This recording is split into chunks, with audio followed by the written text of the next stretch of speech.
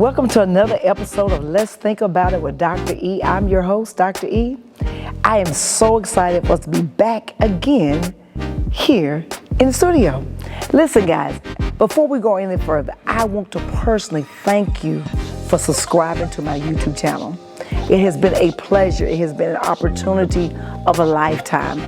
This is something that we've been working on, and I'm so excited for you joining me to be a part of this journey. But if you have not, I need for you to go right now and subscribe to my YouTube channel, Dr. Erika Hendrix. You're only going to catch Let's Think About It with Dr. E on that platform. So go right now, like and share and subscribe, and share it with your family and friends, because I believe it's going to be life-changing. Today's episode, listen to this. I like this topic. I like this title. The Quiet Revolution, Black Women and the Church. Man, I'm telling you, I enjoy putting this episode together, but I believe more importantly, it's going to change the way we think and the way we see things in a different light. The church has always been a powerful place of connection. It's been a place and space for change. But let's be honest, it's not always been a welcoming space for Black women in leadership. Black women have been long been the backbone of the church, keeping it alive, bringing the vision to pass, strength, and natural resources of the community. But yet in a system where men predominantly still lead, most of the power that have been given in church has been the male voice. But we have seen over the last 30 years the voice of the woman rise. They were often pushed to the background regarding leadership roles, but we have seen the resurgence and we've seen the voice of the woman, especially in the Black church, really come out. You see, I often tell people the Black woman's voice was powerful in your household. Growing up, it's your mama or your grandmother who was the voice. So, and often would puzzle me, they were the voice in the house, but it couldn't be the voice in the Black church. That was always a misnomer for me. I didn't understand that till I got older. Then I understood the dynamics of how church should work. Still wasn't right, but I saw that something needed to change in this dynamic of the voice of the Black woman. Yet in a system where men led, we have to understand that men can still lead, but the voice of the woman still has power. Black women are redefining what it means to lead in these spaces. So let's look at Bishop Vashti McKenzie. She broke ground as the first bishop in the African American Episcopal Church. Do you realize what that means? This isn't just a woman stepping into a man's role. She was rewriting the role of history in the AME Church. She was the first Black African American bishop in the AME Church. She rewrote history. She had to create a whole space for the voice of the woman in the church. They were elders. They were pastors, itinerant pastors, but they had never been a bishop. So the Black voice of the woman wasn't just being heard, she was leading with that voice. She opened doors that had a ripple effect in leadership that encouraged other Black women to walk through those doors that she opened, uncompromising vision of what it means to be spiritual leader. You see, I think sometimes, especially those of us that are in ministry, we don't have a lot of women to look up to. There are a lot of women in the world, but in the church world, we often have a short window of women to look up to. So Bishop Vashti McKenzie was one of those voices that is still preaching today with such power, such authority. And I believe that we have to create more paths for women, especially young women in ministry. Look at, I often told someone, 29 years for me this year, and I can't believe December the 5th will be 29 years of preaching ministry. Doesn't seem like it's been that long. But I feel like I'm one of those ones that are creating a voice for other young voices to come up behind me. I often talk to young women, young girls that's coming into ministry, and they often ask me, how did you do it? You know, how were you able to walk in spaces where you were the only female, maybe on the program, the only one preaching in that space? I said it took courage, it took prayer, and yeah, there was some fear there. Because the fear was, what if my voice wasn't as heard as theirs? What if I was not going to be accepted in that space? These are real questions that women in ministry, we have to ask ourselves. What if I'm not asked to come back to that particular location because there was a man in the audience or a voice that felt like my voice was not important? We saw that this year with Dr. Gina Stewart. She was the first woman to preach at the Baptist Convention in Tennessee. And they took down her sermon and said they had a technical glitch. And they were working very hard to put the message back up. Technology has come too far for us to have technical glitches. You invited her to the platform, but then you take her message down? Make that make sense to me. You wanted her voice because she's a voice for this generation.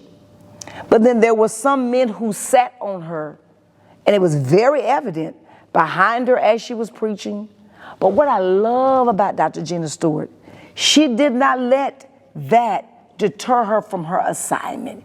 She preached in that room like she owned it, like God sent her there for that moment, and then she walked out of that room with her head up. What it did, though, it shed light in a male-dominated area in the Baptist church where there needs to be change.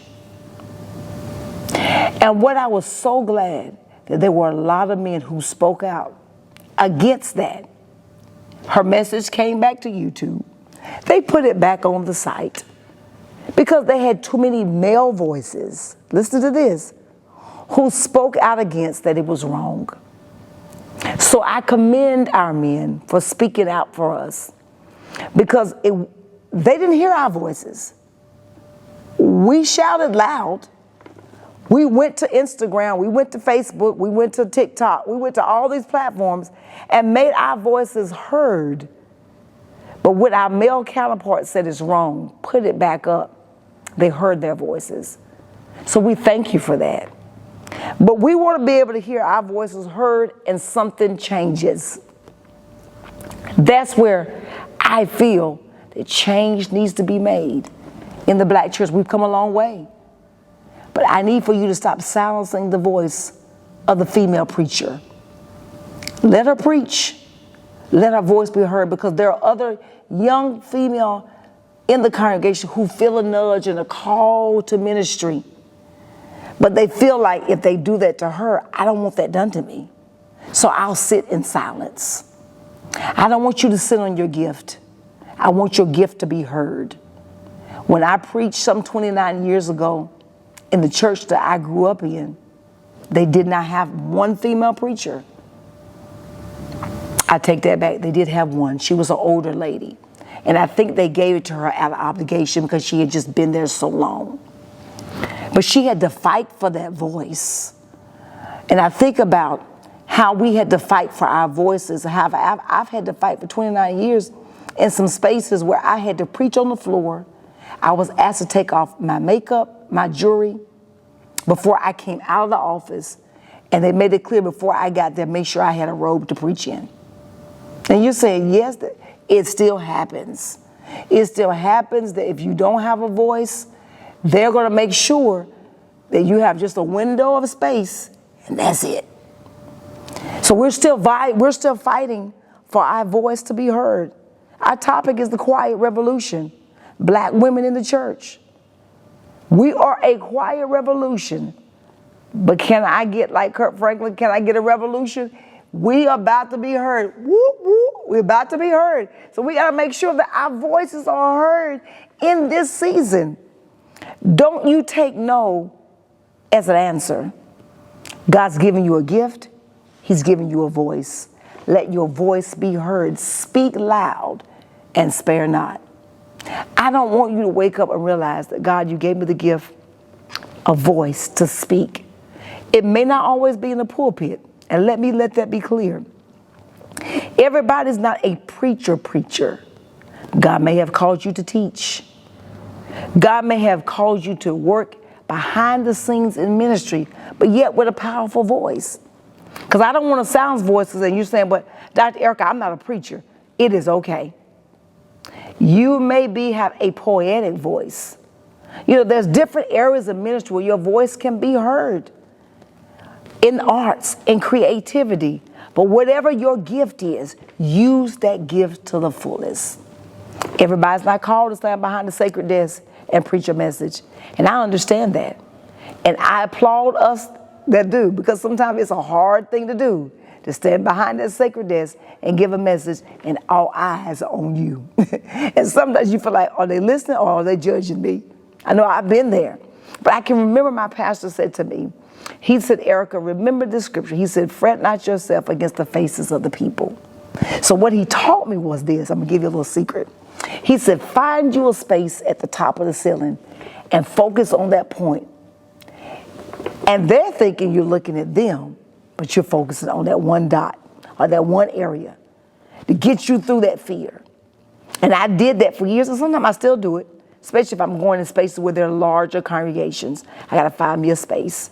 Because you never get over that fear or anxiety or that first time getting up.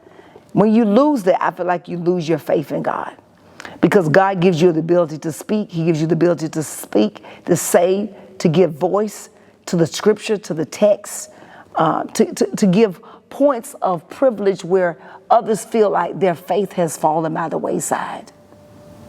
I've talked a lot about faith because I want us to get faith deep down on the inside. Faith is what drives your belief system. Without faith, it's impossible to do anything. You need faith in every area of your life. You need faith to preach, you need faith to believe, you need faith to become. This isn't about taking on titles or roles. It's about transforming the space itself. Black women in the church led a quiet revolution, a movement where their voices are central and essential. They're redefining what it means to serve, lead, and inspire. And let me tell you this isn't the end, it is just the beginning of the quiet revolution. This revolution isn't going to wait for permission, it's happening. Black women are carving out their space and their places at the altar, in the streets, where faith meets justice. So to the old guard, move out the way. We are on our way. Either move over, watch, learn, because there's no going back. We're moving forward. Today is a day we're not going back. We're moving forward, and we're stepping into our new season of Now Faith Is. Let your faith be your voice. Today's episode was one of women in ministry, but it's also for those that are seeking to be the voice in the community, in their church, for justice. Stay bold, stay inspired, and more importantly, keep pushing forward, because your faith matters in this season. Thank you for tuning in to Let's Think About It with Dr. E.